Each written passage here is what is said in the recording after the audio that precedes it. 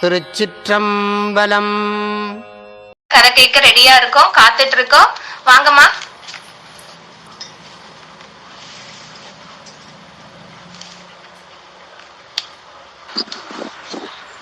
திருச்சிற்றம்பலம். முன்னவனே முன்னின்றால் முடியாத பொருள் உள்ளதோ? கடன் பணி செய்து கிடப்பதே. தேவாரம் உளவாரம் அது நம் வாழ்வின் ஆதாரம்.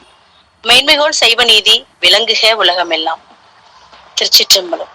அடியனை இந்நன்னறியில் ஆற்றுப்படுத்திய கைலேயாவின் பொன்னார் திருவடிகளுக்கும் பொன்னம்பலத்தானின் பொன்னடிகளுக்கும் அடியனின் மனம் மொழி மெய்யாலான முக்கரண வணக்கங்கள் செலுத்தி மகிழ்கிறோம். அதுபோல குழந்தைகள் கைலை அறக்கட்டளையின் உப ஆசிரியர்களான சேலம் சௌந்தரராணி அம்மா, திருச்சி மேலகா அம்மா மற்றும் அடியனின் அன்பு செல்வங்களாகிய உங்கள் யாவருக்கும் அடியனின் அன்பு வணக்கங்களை கூறிக்கொள்கிறோம். திருச்சிற்றம்பலம். எல்லாரும் எப்படி இருக்கீங்க குட்டீஸ்? நல்லா இருக்கீங்களா?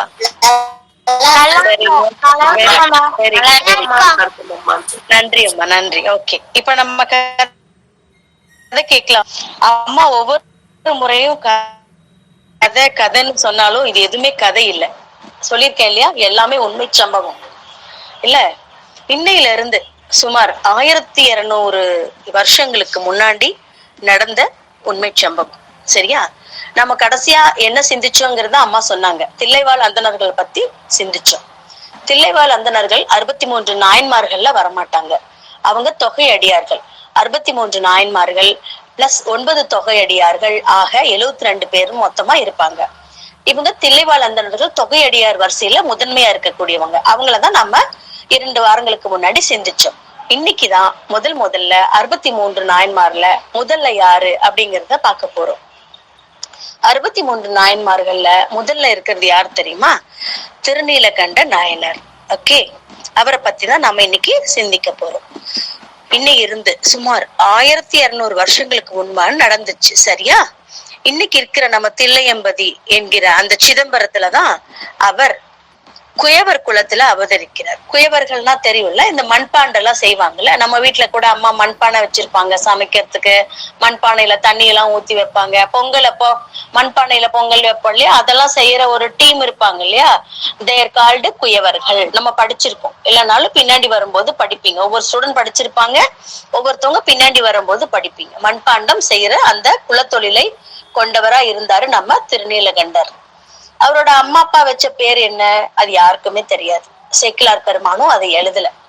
இவர் ஏன் திருநீலகண்டர் அப்படின்னு நம்ம அழைக்கிறோம் அப்படின்னாக்க, அவர் எப்பவுமே நம்ம சிவபெருமானன் லாஸ்ட் கதையில அம்மா சொன்ன இல்லையா, பார்க்கடலை கடைஞ்சப்போ ஆளால விஷம் வந்துச்சுன்னு. அந்த விஷத்தை சுவாமி சாப்பிட்டாரா, அப்ப அம்பல் கையை வச்சு நிறுத்திட்டாங்களா.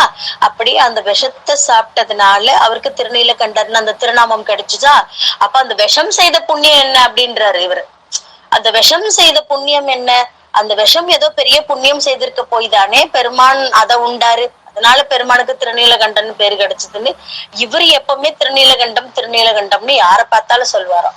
நம்ம ஒரு சிலர் பாத்தீங்கன்னா பார்க்கும் போதே என்னங்க சிவா, சொல்லுங்க சிவா. இப்ப நம்ம டீம்ல வர்ஷா பாப்பான்னு ஒரு பாப்பா இருக்கா சென்னையில இருந்து. அவ யாருகிட்ட பேசினாலும், அவளை மாதிரி சின்ன குழந்தைங்க கிட்ட பேசினாலும் சரி, ரொம்ப பெரியவங்க கிட்ட பேசினாலும் சரி, ஏன் கைலையா கிட்ட பேசினாவே சரி, என்னங்க சிவா, சொல்லுங்க சிவான்னு எல்லாத்தையுமே சிவமாவே பாப்பா. அவ்வளவு அழகான ஒரு ஐயனுடைய எங்களை எல்லாரோடைய காசி யாத்திரை வந்திருந்தா. அவளோட பங்கேற்று எங்களுக்கு காசி யாத்திரை பயணிக்கக்கூடிய ஒரு பெரும் வாய்ப்பு பெருமான் கொடுத்தாரு. அவகிட்ட இருந்து நாங்க நிறைய கத்துக்கிட்டோம். எல்லாரையும் சிவமா பாக்கணுங்கிறத அவ கூட சொல்லி கொடுத்தா.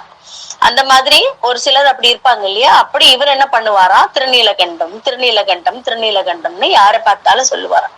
அதனால என்னாச்சு, இவர் பேரே நமக்கு தெரியாது இல்லையா, அவரோட பேரே என்னாச்சு, திருநீலகண்டர் அப்படின்னு ஆச்சு. நீலகண்டர்னு நீலகண்டராவே அவரோட பேரு அந்த மாதிரி ஆயிடுச்சு.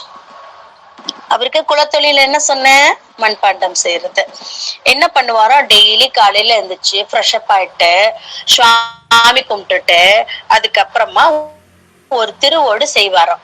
அந்த திருவோடை செஞ்சு அன்னைக்கு யாராவது ஒரு சிவனடியாருக்கு அதை அன்பளிப்பா கொடுப்பாரு. இல்ல யாரும் பசின்னு வந்தா அந்த திருவோட்லயே சாதம் வச்சு கொடுப்பாரு. சரியா? அந்த மாதிரி டெய்லி ஒருத்தவங்களுக்கு திருவோடு கொடுத்துட்டு தான் தன்னோட அன்றாட பணிகளை தொடருவார். இன்னைக்கும் கண்ணா நம்ம உலகமெங்கும் இருக்கக்கூடிய நம்ம இந்த குயவர் பெருமக்கள் இருக்காங்க இல்லையா, அவங்க இப்ப குலாளர்கள் அப்படின்னு அழைக்கப்படுறாங்க. இவங்க என்ன பண்றாங்க, இந்த திருவோட்டை செஞ்சு அதாவது செய்யறதுக்கு அவங்களுக்கு அந்த கேப்பபிலிட்டி இருந்தா செய்யறாங்க, அப்படி இல்லைன்னா பொருட்செலவு பண்ணி வாங்கிக்கிறாங்க. தை மாசம் விசாக நட்சத்திரத்தன்னைக்கு இவரோட குரு பூஜை, சரியா? அன்னைக்கு அவங்க என்ன பண்றாங்க, திருநீலகண்டரை அவங்க குலதெய்வமா மதிச்சு அவரோட திருவுருவத்துக்கு அபிஷேகம் ஆராதனை எல்லாம் பண்ணி, அந்த இடத்துல நடராஜ பெருமான் இருப்பாரு, சிவகாமி தாயார் இருப்பாங்க, மாணிக்கவாசக பெருமான் இருப்பாரு. அதே இடத்துல இவரு திருநீலகண்ட நாயனாரும் இருப்பாரு. அவருக்கு இவரு சுவாமிக்கு என்ன அபிஷேக ஆராதனை எல்லாம் நடக்குதோ அது இவருக்கும் நடக்கும். அன்னைக்கு அவருக்கு தானே குரு பூஜை. அதனால அந்த குரு பூஜை அன்னைக்கு இவருக்கு அதெல்லாம் பண்ணி என்ன பண்ணுவாங்க, அவர் முன்னாடி இந்த திருவோட்டை ஃபுல்லா அடிக்க வச்சிருப்பாங்க. வர்ற அத்தனை பக்தர்களுக்கும் அதுல திருநீர் போட்டு அப்படியே கொடுப்பாங்க. திருநீர் போட்டு போட்டு போட்டு போட்டு கொடுப்பாங்க. அடியன் வசம் கூட அப்படியோட திருநீரோடு இருக்கு வீட்டுல. அது அதே மாதிரி ஒரு திருநீலகண்ட நாயனார் குரு பூஜையில பெருமான் திருவருளால அடியன் கிடைக்க பெற்றேன், சரியா? இன்னும் அடியன் வீட்டுல இருக்கு. சேலம் சவுந்தரராணி அம்மா அடியன் இல்லத்துக்கு வந்தப்ப கூட அதை பார்த்திருக்காங்க. அப்படி ஒரு அருமையான வம்சத்தை சேர்ந்தவங்க இந்த குயவர்கள், சரியா? அப்படி சிவனடியார்களுக்கு அந்த திருவோடு கொடுக்கறதையே தன்னோட பெரும் பாக்கியமா. இப்ப நம்ம எல்லாம் என்ன செய்வோம், சம்பாதிப்போம், கொஞ்சோண்டு செய்வோம். ஒரு ஹாப்பி பர்த்டே வந்தா, ஒரு அம்மாவுக்கு ஒரு வெட்டிங் ஆனிவர்சரி வந்தா, இந்த மாதிரி ஏதாவதுனாதான் போயிட்டே ஒரு அன்னதானம் கொடுப்போம். யாராவது இல்லாதவங்களுக்கு ஒரு 100 ரூபாய் 200 ரூபாய் அந்த மாதிரி கொடுப்போம். அநாத ஆசிரமத்துல ஏதோ கொடுப்போம், அப்படித்தானே பண்ணுவோம். ஆனா அவர் இல்ல, நம்மெல்லாம் வாழ்ந்துட்டு கொஞ்சம் கொஞ்சம் தொண்டு செய்வோம். அவர் தொண்டு செய்யறதுக்காகவே வாழ்ந்தவர். சிவனடியார்களுக்கு தொண்டு செய்வதையே தன்னோட வாழ்க்கையின் பெரும் பாக்கியமா நினைச்சவர். அதுக்காகவே சம்பாரிச்சாரு. அப்படி டெய்லியும் திருவோடு செஞ்சு பசின்னு வர்றவங்களுக்கு அதுலயும் உணவு போட்டு கொடுத்தாரு. அப்படி இல்லைன்னா திருவோட்டை காணிக்கையா அவங்களுக்கு கொடுத்தாரு. மண்பாண்டங்களை விற்று பிழைச்சாரு. ஒரு சின்ன குடிசையில தான் இருந்தார். மிகப்பெரிய மாட மாளிகை எல்லாம் இல்ல அவருக்கு, சின்ன குடிசை. அன்னைக்கெல்லாம் மட் ஹவுஸ் தானே நிறைய இருந்துச்சு. அந்த மாதிரி மட் ஹவுஸ்லதான் இருந்தாரு அவரு. பெரிய மாட மாளிகை எல்லாம் கிடையாது, சின்ன ஒரு மட் ஹவுஸ்குள்ள இருந்தாரு. ஆனா அப்படி ஒரு அறத்தை பேணி காத்து வந்தாரு. இதுல இருந்து நமக்கு ஒரு பெரிய மாரல் என்ன தெரியுது, நம்ம 100 ரூபாய் சம்பாரிச்சாலும் நாளைக்கு என்ன பண்ணணும், அதுல 10 ரூபாய கண்டிப்பா தானம் பண்ணணும் அப்படின்னு நமக்கு தெரியுது. இந்த மாறல நீங்க எடுத்துக்கணும், சரியா? அப்படி அவர் தொண்டு செய்யறதுக்காக தன்னோட வாழ்க்கையை நடத்திட்டு வந்த ஒரு நல்ல நேர்மையான சிவபக்தி கொண்டவரா, நல்ல உதவும் குணம் படைத்தவரா, ஒரு நல்ல மனிதரா அவரு வாழ்ந்து வர்றாரு. அவரோட மனைவியும் ஒண்ணு சலைச்சவங்க இல்ல, அவங்களும் நல்ல குணமுள்ள ஒரு பெண்மணி, பேரழகு. இப்ப நம்ம வானத்துல இருக்கக்கூடிய ரம்பாய், ஊர்வசி, மேனகை இவங்க எல்லாம் தானே அழகுன்னு சொல்லுவோம் வர்ணிக்கிறதுல. அப்படியெல்லாம் இல்ல. இவங்க நம்ம நாயன்மார்களோட வரிசையில இருக்கிற நிறைய மனைவிகளை நம்ம செக்கிலார் பெருமான் வர்ணிக்கும் போது பேரழகுன்னு சொல்லியிருப்பாரு. அதுல இந்த நாயன்மாரோட ஒய்ஃப சொல்லும் போது, அவங்களோட கூந்தலை சொல்லும் போது அப்படி கருமுகில்னா என்ன, கொஞ்ச நேரத்துல மழை வந்துற மாதிரி அடர்ந்து வானத்துல அப்படி இருட்டா கட்டி நிக்கக்கூடிய, அப்படியே நீட்டு வாக்குல நின்னா ஒரு கருமேகம் எப்படி இருக்கும், அப்படி அந்த கருமுகில கொண்ட கூந்தலினுடையவள், பேரழகு கொண்டவள், அப்படியெல்லாம் அழகா வர்ணிச்சிருப்பாரு. அப்படி ஒரு பேரழகுக்கு சொந்தக்காரங்க, நல்ல குணவதி, நல்ல பெண்மணி. அப்படியே இருந்த என்ன மொத்தத்துல சொல்ல போனா ஒரு மாதர்குல மாணிக்கம்னு சொல்லலாம். அந்த அளவுக்கு நல்ல ஒரு பெண்மணியா விளங்குனாங்க அவங்க ஒய்ஃபும், சரியா? இப்படி இவங்க 2 பேரும் மனமொத்து நல்லா அவங்க வாழ்க்கைய இல்லறம் நடத்திட்டு வந்த போதும், இந்த திருநீலகண்ட நாயனார் இருக்கார் இல்லையா, அவருக்கு அப்போ ஒரு 20 வயசு 20 வயசு 19 20 வயசு அந்த மாதிரி இருக்கும். அவங்க மனைவிக்கு ஒரு 12 13 வயசு இருக்கும். அந்த காலகட்டத்துலதான் இவங்க இல்லறம் வாழ்ந்துட்டு வர்றாங்க. அப்படி இருக்கக்கூடிய அந்த காலகட்டத்துல திருநீலகண்டர் மட்டும் என்ன பண்றாரு, சற்றே அந்த இல்லறத்துல இருந்து முரண்பட்டு இளமை மீதுர இன்பத்துறையில் எளியரானார் அப்படின்னு சொல்றாரு சேக்கிழார் பெருமான். இதெல்லாம் நீங்க குட்டீஸ், உங்களுக்கு இத இப்ப அம்மா அவ்வளவா விளக்கி சொல்ல முடியாது, சொன்னாலும் உங்களுக்கு புரியாது. இது அவ்வளவா அம்மா விளக்கி சொல்ல வேண்டாம், கதை போக போக உங்களுக்கு புரியும். பெருசாகும் போது நீங்களே தெரிஞ்சுப்பீங்க. அவ்வளவு அழகா என்ன சொல்றது, ஒரு தவறே பண்ணினா கூட அத நேரடியா சுட்டாம நளினமா எளிமையா புரிஞ்சுக்கிற மாதிரி சொல்ற நடை சேக்கிழார் பெருமானை தவிர வேற யாராலையும் கொடுக்க முடியாது. அந்த அளவுக்கு அழகா இளமை மீதுர இன்பத்துறையில் எளியவரானார் என்று சேக்கிழார் பெருமான் அழகாக சொல்றார். அப்படி சேக்கிழார் பெருமான் ஏன் அந்த மாதிரி அவரை சுட்டி சொல்றாரு அப்படின்னாக்கா, எப்படிப்பட்ட பெரியவங்களா இருந்தா கூட அந்த இளமை மீதுர இன்பத்துறையில் போயிட்டாங்க அப்படின்னா அவங்களோட ரியல் லைஃப்ல யாருமே மதிக்க முடியாதபடி ரொம்ப எளியவங்களா. எளியவங்கன்னா என்ன அர்த்தம்? வலிமை இல்லாதவங்க அப்படின்னு அர்த்தம் இல்ல, கஷ்டப்படுறவங்கன்னு அர்த்தம் இல்ல. எளியவர் அப்படின்னு இந்த இடத்துல என்ன சொல்றாரு? எல்லாராலையும் மதிக்க முடியாதபடி ஒரு கீழ்த்தரமான நிலைமைக்கு போயிடுவாங்க அப்படின்னு சேக்கிழார் பெருமான் எளியவர் ஆனார் அப்படின்னு அழகான ஒரு சொல்ல போட்டு சுற்றுறாரு இந்த இடத்துல. சரியா? அதனால இல்லறம் அப்படின்னா அதுக்குண்டான தர்மத்தின் படி வாழணும் அப்படிங்கறத சொல்லக்கூடியது இந்த கதை. சிவன் மேல கொண்ட பக்தியால இவங்க எப்படி வாழ்ந்தாங்க அப்படின்னு சொல்லக்கூடிய சரிதம் இது. இப்படி இளமை காலத்திலேயே மனைவியை விடுத்து இன்பம் தரும் துறைக்கு இவர் அடிக்கடி போயிட்டு அதையே வாடிக்கையாவும் கொண்டு இவர் வாழ்ந்து வர்றாரு. இருந்தாலும் அந்த கற்புக்கரசியான குணவதியான அவரோட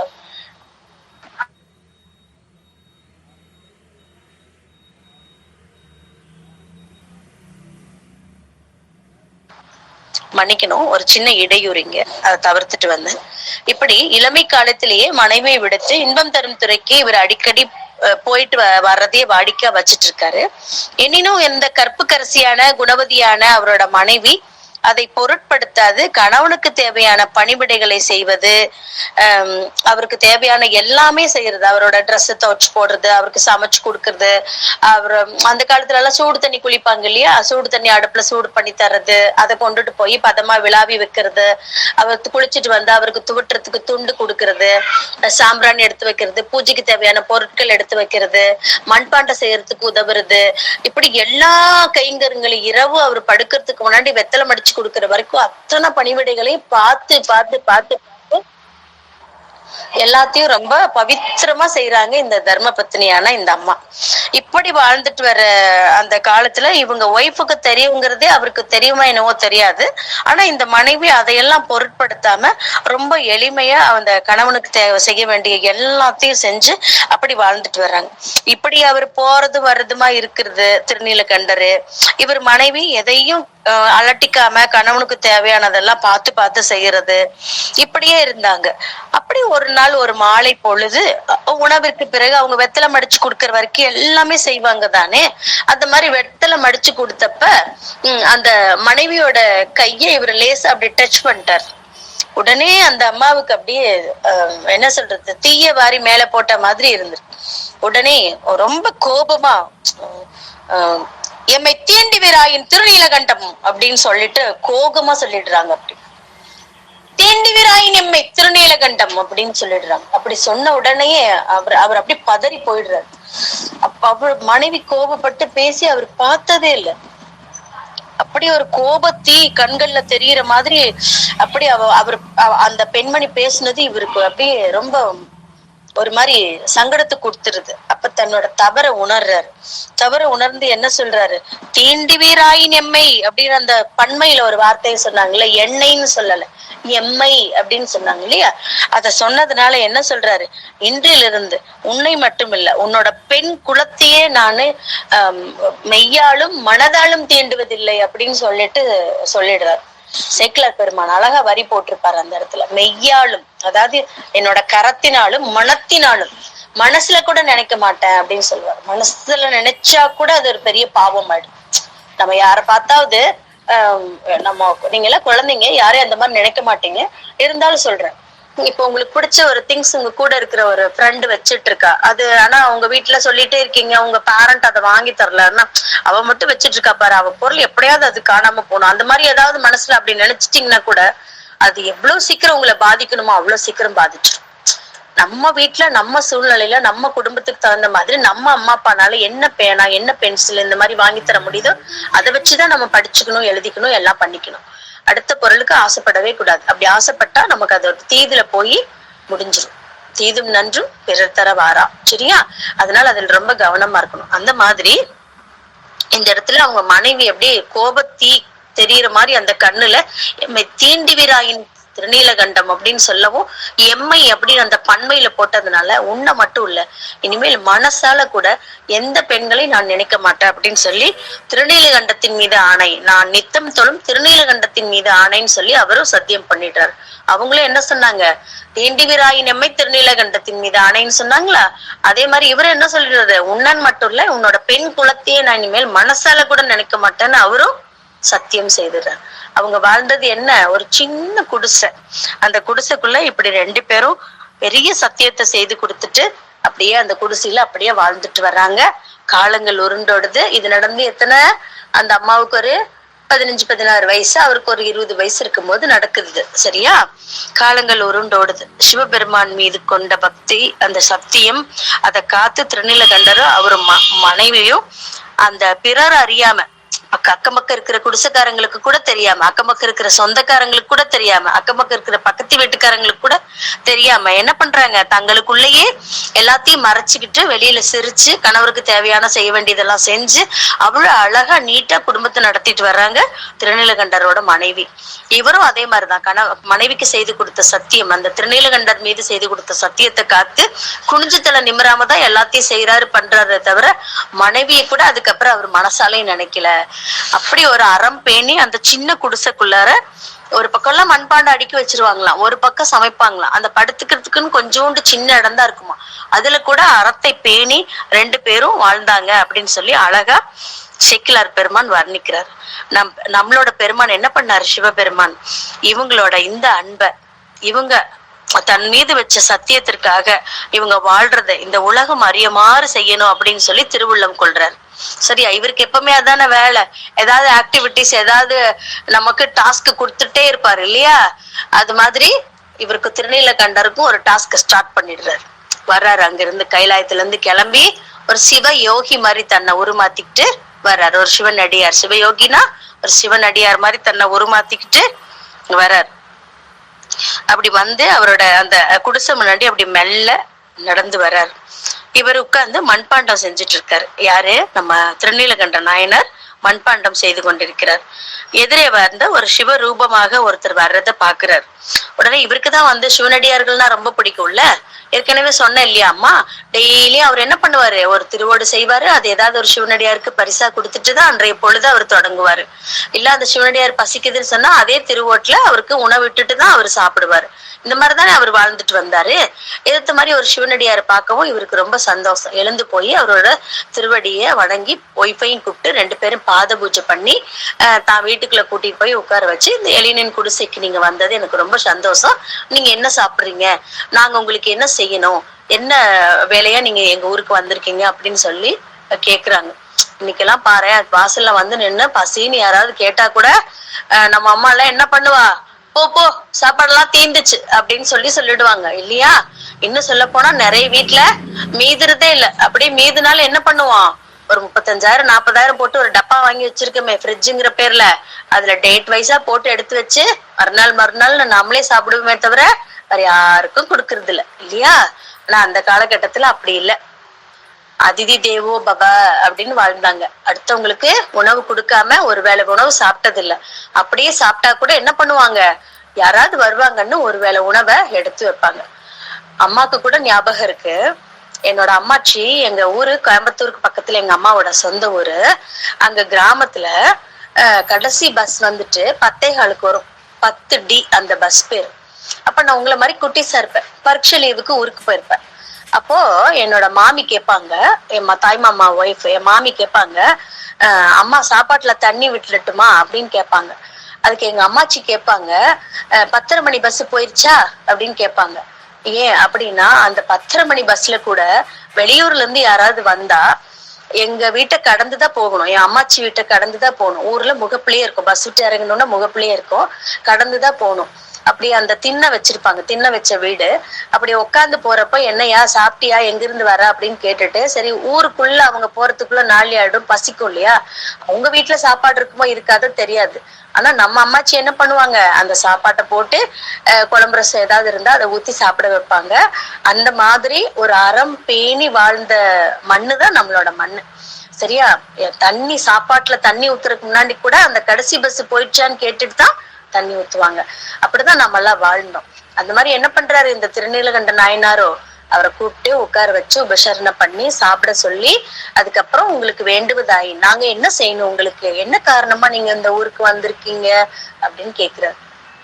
அப்ப வந்தவர் சொல்றாரு, வந்தவர் சிவபெருமான்னு தன்னை காமிச்சுக்கவும் இல்லை, இவங்களும் உணரவே இல்லை. சரியா?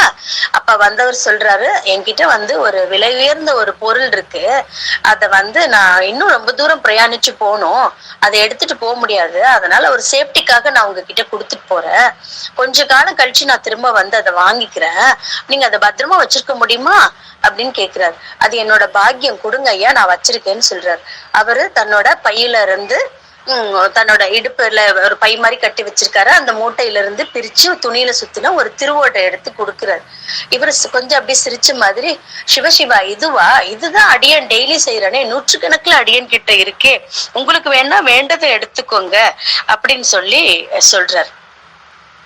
சொன்னோன்னு அவர் சொல்றாரு, வந்தவர் அந்த சிவயோகி பெருமான் சொல்றாரு, அவருக்கு தெரியாது இல்லையா வந்தது பெருமான் சொல்லிட்டு, அவர் சொல்றாரு, இல்ல இல்ல, உன்கிட்ட இருக்கிற இந்த பல நூறு ஓடுகள் மாதிரி கிடையாது, இது பொண்ணை விட மேலானது, நவரத்தினங்களை விட மேலானது, இது யார்கிட்ட இருக்கோ அவங்க, இது தானும் தூய்மையா இருக்கும், அவங்களையும் தூய்மைப்படுத்துறோம், இது அள்ள குறையாம கிடைக்கக்கூடிய ஒரு பெரிய திருவோடு, இத நீ பத்திரமா வச்சிரு, இது நான் உரிய காலத்துல நான் உன்கிட்ட வாங்கிக்கிறேன், சரியா அப்படின்னு சொல்றாரு.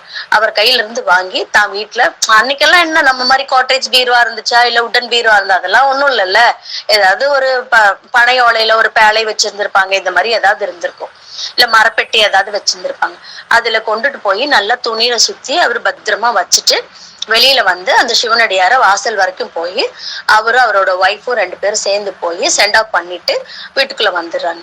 கொஞ்ச காலம் இவங்க பாட்டுக்கு வாழ்ந்துட்டே இருக்காங்க. அப்படி இப்படின்னு இவங்களுக்கு வயசு எவ்வளவு ஆயிடுச்சு, 80 வயசு ஆயிடுச்சு இவருக்கு. அந்த அம்மாவுக்கு வயசு ஒரு 72 73 அந்த மாதிரி ஆயிடுச்சு. அந்த வயசு ஆயிடுச்சு. அப்ப வராரு திருப்பி யாரு, நம்ம ஹீரோ சிவபெருமான் வராரு. அதே மாதிரி சிவயோகியா வர்றாரு. வந்துட்டு கொஞ்ச காலத்துக்கு முன்னாடி அவங்க கிட்ட நான் ஒரு திருவோடு கொடுத்துட்டு போனேன்ல, அதை எனக்கு கொடுங்க அப்படின்னு திருப்பி கேட்கிறாரு. அது என்னோட பாக்கியம், நான் பத்திரமா வச்சிருக்கேன், நீங்க கொடுத்துட்டு போனது அப்படியே இருக்குந்தோ எடுத்துட்டு வரேன் அப்படின்னு சொல்லிட்டு நம்ம திருநீலகண்டர் எத்தனை வயசு, 80 வயசு, அப்படியே தள்ளாடி போய் தான் வச்சிருந்த அந்த பேழையில போய் பாக்குறாரு. நம்ம சிவபெருமான் என்ன பண்ணிட்டாரு, அத உள்ளுக்குள்ள வரும்போதே அதை மறைச்சிடுறாரு. அவருக்கு மறைக்க முடியாதா என்ன, அவர் பண்ற எத்தனை லீலைகள் பண்ணிருக்காரு, ஒன்னா ரெண்டா, மதுரையில மட்டும் 64 திருவிளையாடல், அது போக 63 நாயன்மார்கிட்ட 63 திருவிளையாடல், அது போக 9 தொகையடியார்கிட்ட 9 திருவிளையாடல், அன்றாட உன்கிட்ட என்கிட்ட எல்லார்கிட்டையும் திருவிளையாடல் பண்ணிட்டே இருக்காருல்ல. அம்மா இந்த இடத்துல ஒண்ணு சொல்லணும், நம்ம மதுரை கோவில் இருக்குல்ல, அந்த மதுரைய அன்னைக்கு அபிஷேக பாண்டியன் சொல்லிட்டு ஒரு மன்னர் ஆட்சி செய்துட்டு இருக்காரு. அந்த அபிஷேக பாண்டியன் ரொம்ப நல்ல மன்னர், நல்ல அழகா ஆட்சி செய்துட்டு இருக்காரு. அவருக்கு இறை சிந்தனையோட சிவபக்தியோட, அது நம்மளை ஆண்ட மன்னர்கள்லயே பெரும்பகுதி சிவபக்தியோடயே அந்த சிவசிந்தனையோடயே வாழ்ந்தவங்க சோழர்களா பாண்டியர்களான்னு கேட்டா அம்மா பாண்டியர்களை தான் சொல்லுவேன். அப்படி ஒரு சிவபக்தி அவங்களுக்கு. அப்படி சிவசிந்தனையோட வாழ்ந்து அவருக்கு முக்தி காலம் வந்துருச்சு. அவருக்கு முக்தி கொடுக்கணும்னு பெருமான் முடிவு பண்ணிட்டார்.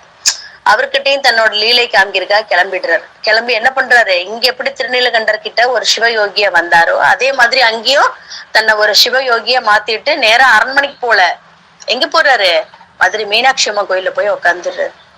உட்காந்துட்டு என்ன போற வரவங்க கிட்ட எல்லாம் தன்னோட சித்து வேலையை காமிச்சிரு. அவரே ஆனந்த சித்தன் இல்லையா, அவரை சித்து காமிக்க மாட்டாரா என்ன, ஏகப்பட்ட சித்து காமிப்பாரு.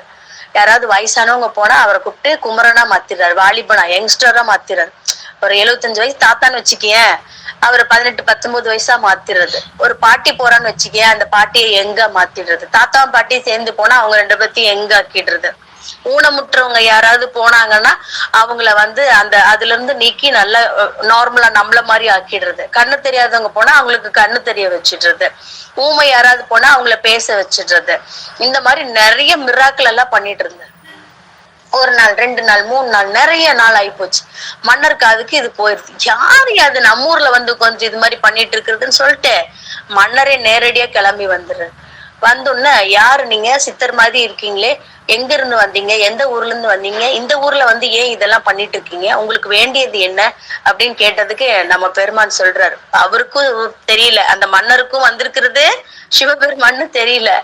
அவர் என்ன சொல்றாரு சிவபெருமான், அடியன் காசியில இருந்து வந்திருக்கேன், எனக்கு வேண்டியது எதுவும் இல்ல, என்கிட்ட வேண்டியது இருக்கு, ஒரு அரசனா உனக்கு ஏதாவது என்கிட்ட வேணும்னா கேட்டு வாங்கிக்கோன்னு சொல்றாரு. அவரை பொறுத்த வரைக்கும் யாரு, அரசனை பொறுத்த வரைக்கும் அது ஜஸ்ட் ஒரு சிவயோகி இல்லையா, ஒரு சாமியார், அவ்வளவுதான்.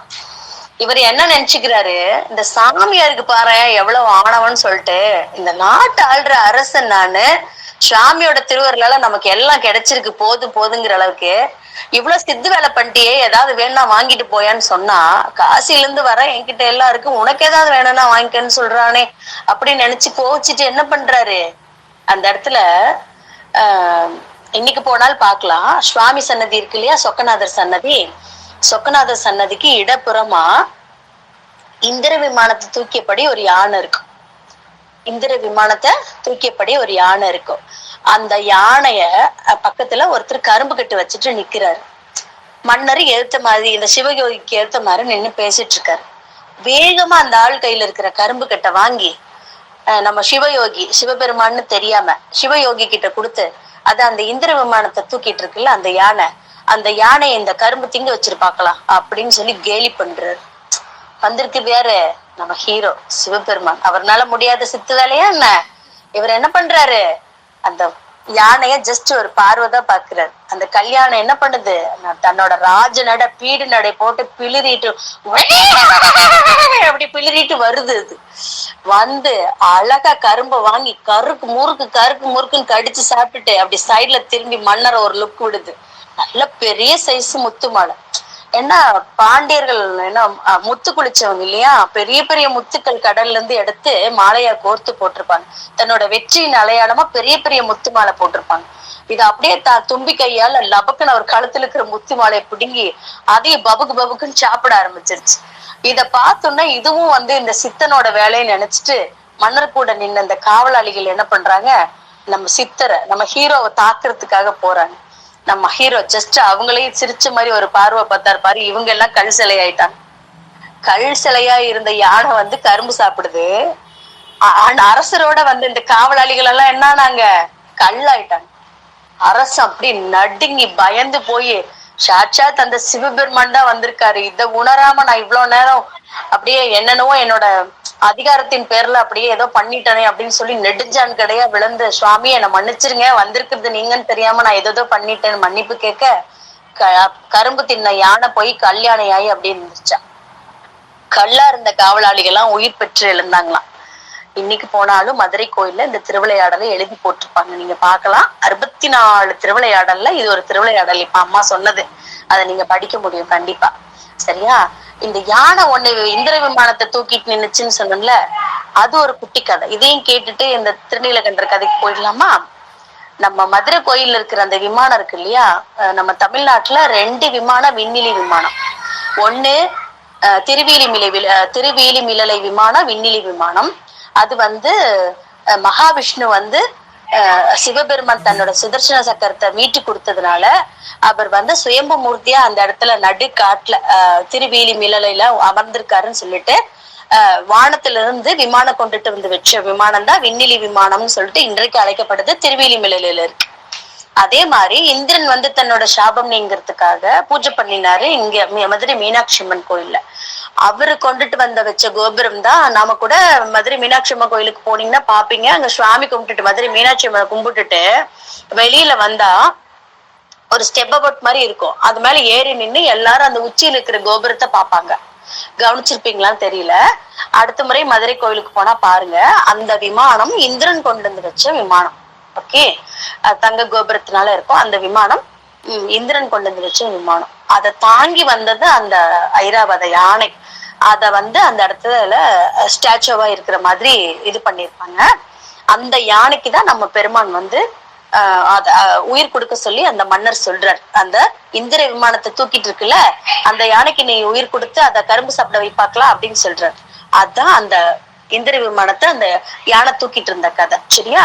மதுரை மீனாட்சி அம்மன் கோயில்ல இருக்கிற விமானம் மதுரை மீனாட்சி அம்மனுக்கு மேல இருக்கிற அந்த விமானம் விண்ணிலி விமானம், வானத்துல இருந்து வந்த விமானம். ஓகேவா.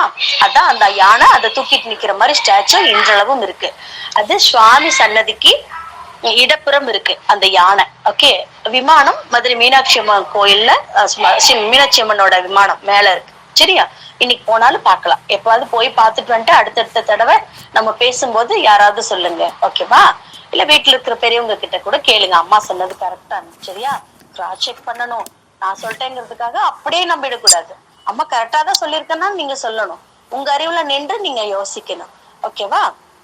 அப்படி இத்தனை சித்து விளையாடல் செய்யக்கூடிய நம்ம பெருமானுக்கு இந்த திருவோட்டை திருநீலகண்டர்கிட்ட கொடுத்த திருவோட்டை மறைச்சு வைக்கிறது என்ன ரொம்ப பெரிய விஷயமா என்ன?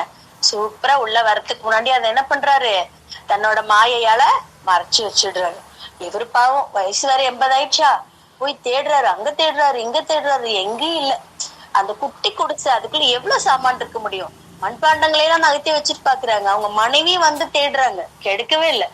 இவங்க அங்கேயும் இங்கேயும் அப்படியே உலாத்துறத பார்த்தோம்னா நம்ம ஹீரோ கேக்குறாரு, சிவயோகியா நிக்கிற ஹீரோ கேக்குறாரு, என்ன நான் கொடுத்த திருவோடு என்ன ஆயிற்று, ஏன் இருவரும் இப்படி உலாத்துகிறீர்கள் அப்படின்னு கேக்குறாரு. ஐயா, நீங்க கொடுத்த திருவோட நாங்க வாங்கி இந்த பேழையில தான் வச்சோம், ஆனா இப்ப காணோங்க ஐயா, அதான் தேடிட்டு இருக்கோம். நான் வேணா அதை விட உங்களுக்கு ரொம்ப நல்ல ஒரு திருவோடு செய்து தரேன், நீங்க அதை வச்சுக்கணும். இவர் டென்ஷனா கோபமா கத்துற மாதிரி பாவனை பண்றாரு. நீ அதை விடுத்து எனக்கு பொன்னால ஓடு கொடுத்தாலும் நான் அதை வாங்கிக்க மாட்டேன். நான் கொடுத்துட்டு போன அந்த ஓடுதான் வேணும். அது விலை மதிப்பற்றதுன்னு நான் உன்கிட்ட சொன்னேன். பொண்ணை விட ரொம்ப பெருசுன்னு சொன்னேன், நவரத்தினங்களை விட பெருசுன்னு சொன்னேன். அது தான் இருக்கிற இடத்த தானும் தூய்மைப்படுத்திக்கும், இருக்கிறவங்களையும் தூய்மைப்படுத்தும்னு சொன்னேன். அல்லல்ல குறையாத அமுது சுரபிக்கு சமம்னு சொன்னேன். அதனால நீ என்னோட திருவோட்டை திருடிட்ட அப்படின்னு சொல்லி கத்துறாரு. அவங்க மனைவி வந்து கெஞ்சுற, சுவாமி சுவாமி சுவாமி மன்னிக்கணும், நாங்க ஏழைங்க தான், வசதி குறைவானவங்க தான். டெய்லி ஒரு திருவோடு செஞ்சு கொடுத்து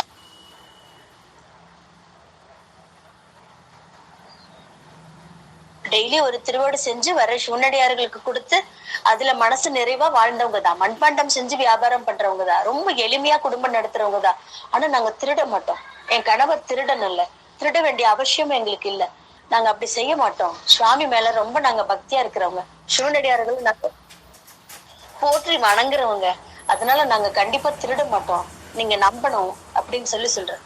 இல்ல, நான் வந்து உன்கிட்டதான் சொன்னேன், உனக்கு தெரியும் அந்த திருவோட்டோட ரகசியம் உனக்கு தெரியும், அதனால நீ ஏதோ பண்ணிட்ட, அந்த திருவோட்டுக்கு ஆசை பண்ணிட்டு நீ தான் எடுத்து வேற இடத்துல மறைச்சு வச்சுட்ட, இப்ப அதை தேடுற மாதிரி நீ பாவனை பண்ற அப்படின்னு சொல்லி வந்திருக்கிற சிவயோகி ரொம்ப கடிஞ்சுக்கிற.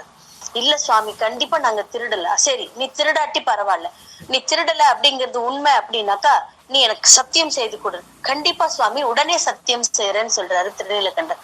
எங்க உன் பையனை கூப்பிடு, உன் பையனை கூப்பிட்டு உன் பையன் மேல ஆணையிட்டு சொல்லு அப்படின்னு சொல்றாரு. இவங்கதான் அம்மாவுக்கு ஒரு 16 வயசு இருக்கும் போது, ஐயாவுக்கு ஒரு 20 வயசு இருக்கும் போதே ஒரே குடிசையில தனிமையில வாழ்றவங்க இல்லையா? இவங்களுக்கு எது குழந்தைங்க? திருவருளால அந்த குழந்தைங்க இல்லையா? அப்ப இவர் சொல்றாரு, எங்களுக்கு திருமணம் ஆகி பல ஆண்டுகள் ஆகுது, குழந்தை இல்லை எங்களுக்கு, அதனால நான் மட்டும்தான் உங்களுக்கு சத்தியம் செய்து தர முடியும் அப்படின்னு சொல்றாரு. இல்ல, குழந்தை இல்லாட்டி போச்சு பரவாயில்ல, உன் மனைவி இருக்கா இல்லையா, உன்னோட கற்புக்கரசி, உனக்காக இவ்வளவு நேரம் வழக்காடி நல்லா வாதாடி நல்ல, அவளோட கை பிடிச்சிட்டு எனக்கு சத்தியம் பண்ணு அப்படின்னு சொல்றாரு. இந்த ஊர் குளத்துல வந்து முங்கியில இருந்து சத்தியத்துல பல வகை உண்டு. கையில அடிச்சு சத்தியம் பண்றது, கற்பூரத்தை ஏத்தி சத்தியம் பண்றது, குளத்துல ஆறு கடல் இது மாதிரி பகுதிகள்ல நீரில் இறங்கி சத்தியம் பண்றது அப்படின்னு சொல்லி சத்தியத்துல பல வகை உண்டு. சத்தியம் அம்மா ஏற்கனவே சொல்லியிருக்கேன், என்னது சத்தியம்?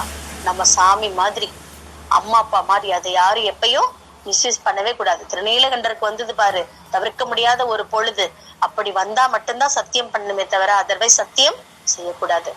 அப்படி என்ன சொல்றாரு இவரு, சத்தியம் பண்ணி கொடு, மனைவியை கைப்பிடிச்சு எனக்கு சத்தியம் பண்ணி கொடு அப்படின்னு சொல்றாரு. அப்புறம் இவரு சரின்னு சொல்லிட்டு கொளக்கரைக்கு வந்துடுறாங்க. கொளக்கரைக்கு வந்ததுக்கு அப்புறமா ஒரு கம்பு எடுத்துட்டு வராங்க அவங்க மனைவி.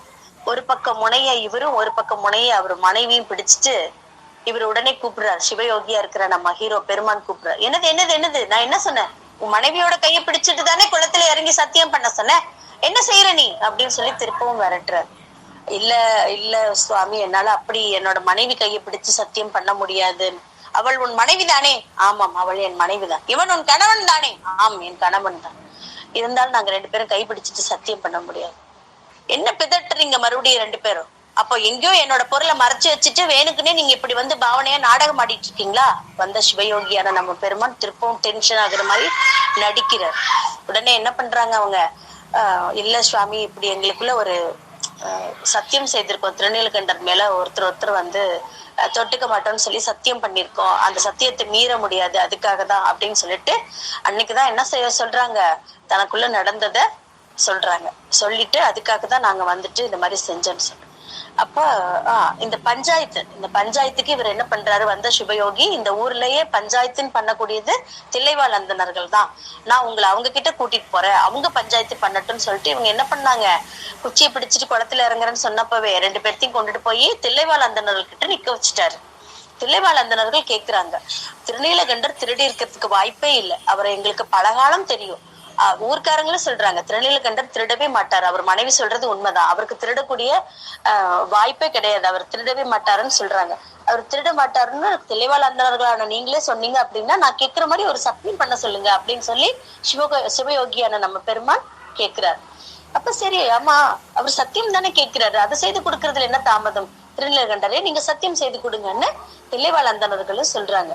அப்பதான் அவரோட அந்த இத்தனை நாள் தனக்குள்ள புதையுண்டு போன அந்த ரகசியம் வெளியில வருது. அந்த சிவயோகியா வந்த நம்ம பெருமான் கிட்டையும் தில்லைவாழ் அந்தணர்கிட்டையும் இப்படி அடியேன் வந்து இளமை மூதுர இன்பத்துறையில் எய்தினேன், அதனால இத்தனை காலமும் நாங்க 2 பேரும் ஒரே குடிசைக்குள்ள தனிமையில வாழ்ந்துட்டோம், ஒருத்தர் கரம் பற்ற முடியாது, அதன் காரணமா எங்களால சத்தியம் செய்து கொடுக்க முடியாது அப்படின்னு சொல்லி சொல்றாங்க. உடனே என்ன பண்றாரு, சரி நீங்க குச்சி பிடிச்சிருந்தீங்களா, அந்த குச்சியை பிடிச்சிட்டு எனக்கு இறங்கி சத்தியம் பண்ணுங்க அப்படின்னு சுவாமி சொல்றாரு. அதே குளத்துல, அதாவது இன்னைக்கும் அந்த நம்ம சிதம்பரம் கோவில் இருக்கு இல்லையா, அந்த சிதம்பரம் கோவில்ல மேற்கு கோபுர வாசல் வழியா அப்படி போனா அந்த ஊருக்கு பேரு நல்ல ஊரு, திருப்புலிச்சரம்ல அந்த குளம் இன்னும் இருக்கு. இப்பதான் வந்து ஏற்கனவே கொஞ்சம் குப்பையா குளமா இருந்து நம்மள மாதிரி சிவனடியார்கள்லாம் போய் அதை மீட்டெடுத்து சுத்தம் பண்ணி அந்த குளத்தை வந்து இளமையாக்கினார் குளம்னே வச்சிருக்காங்க. அந்த ஊருக்கு பேரு இளமையாக்கினார் ஊர்னு வச்சு சொல்லுவாங்க ஒவ்வொருத்தவங்க, ஆனா திருப்புலிச்சரம் தான் கரெக்டான ஊர் பேரு. அந்த குளத்துக்கு பேரு இளமையாக்கினார் குளம்னு இப்பவும் சொல்லுவாங்க. அந்த குளத்துல 2 பேரும் இறங்கி அந்த இந்த முனைய அந்த அம்மா பிடிச்சிருக்காங்க, இந்த முனைய திருநீலகண்டர் பிடிச்சிருக்காரு. குளத்துல முங்கி இப்படி எழுந்துக்கிறாங்க. எழுந்துக்கும் போது அந்த அம்மாவுக்கு வயது 16, அவருக்கு வயது 20. அந்த மாதிரி இளமையா அந்த காலகட்டத்துல 20 வயசு இருக்கும்போது அவர் என்ன காஸ்டியூம் போட்டிருப்பாங்க, அந்த அம்மா என்ன காஸ்டியூம் என்ன ஆர்னமெண்ட்ஸ் எல்லாம் போட்டிருப்பாங்க, அப்படியே 2 பேரும் மீண்டு வந்தாங்க அப்படின்னு சேக்கிழார் பெருமான் அப்படியே வர்ணிக்கிறார். அவ்வளவு அழகா. அம்மாக்கு டைம் இல்லை அப்படிங்கிறதுனால எல்லா பாடலையும் உங்களுக்கு சொல்லல.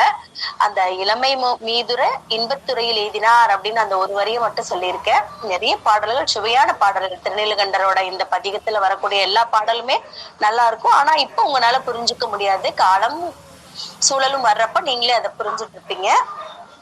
அப்படி வந்து 2 பேரும் குளத்துல முங்கி எழுந்துக்கும் போது அந்த இளமையோட எழுந்துக்கிறாங்க. அப்போ தில்லைவாழ் அந்தணர்களுக்கே ஆச்சரியமா இருக்குது, இது எப்படி சாத்தியம், திருநீலகண்டரை வந்து நாம இளமை காலத்துல பார்த்த மாதிரி இருக்கு, அவர் மனைவியும் அதே மாதிரி அந்த கருமுகில் போல இருக்கிற கூந்தலோடும் பேரு அழகியாவும் வந்திருக்காளே அப்படி சொல்லி எல்லாரும் ஆச்சரியப்படுறாங்க. அப்பதான் எல்லாரும் கவனிக்கிறாங்க, பக்கத்துல வழக்கு தொடுத்து அந்த சிவயோகிய காணோம். எங்க அந்த வழக்கு தொடுத்த சிவயோகி எங்க எங்க அப்படி சொல்லிட்டு எல்லாரும் தேடுறாங்க. தேடும் போதுதான் இவங்களுக்கு ஒண்ணு புரியுது, வந்தது சிவபெருமான். தில்லைவாழ் அந்தணர்களுக்கு புரியுது, வந்தது சிவபெருமான்.